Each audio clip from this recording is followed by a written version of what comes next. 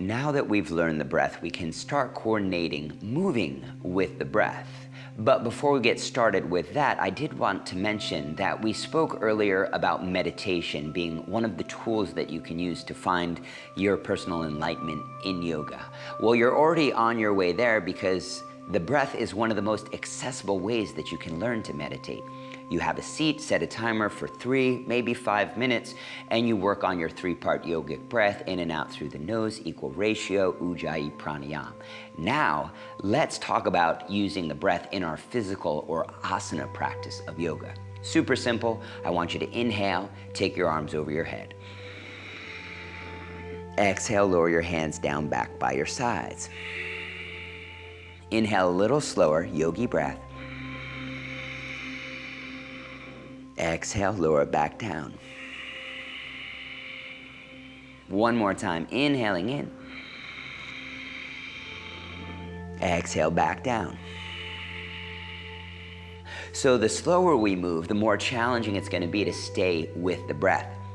It requires discipline, patience, and practice, but it's well worth it because when we learn to move and act with the breath, we're going to be more present, connected, focused, and that's going to allow you to be more calm in everything you do, not just when you're on the yoga mat.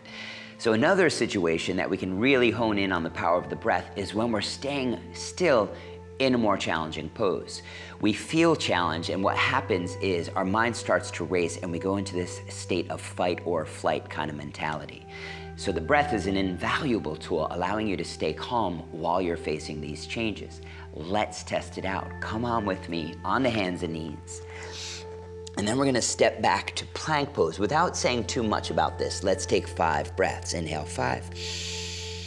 Exhale, 4. 3. 2. 1.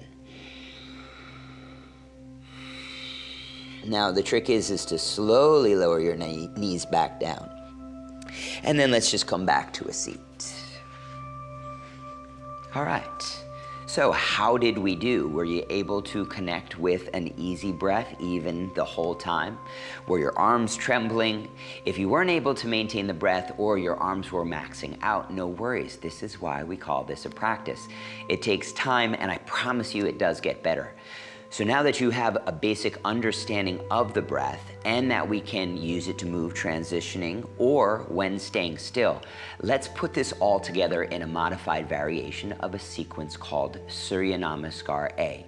SURYA Namaskara A is one of the foundational sequences that we do in the vinyasa flow. It's actually taken from Ashtanga yoga, and it was made as a salute to the sun, a way of saying, thank you, sun, for coming out today, or maybe a way of just saying, hello, sun, here we go again.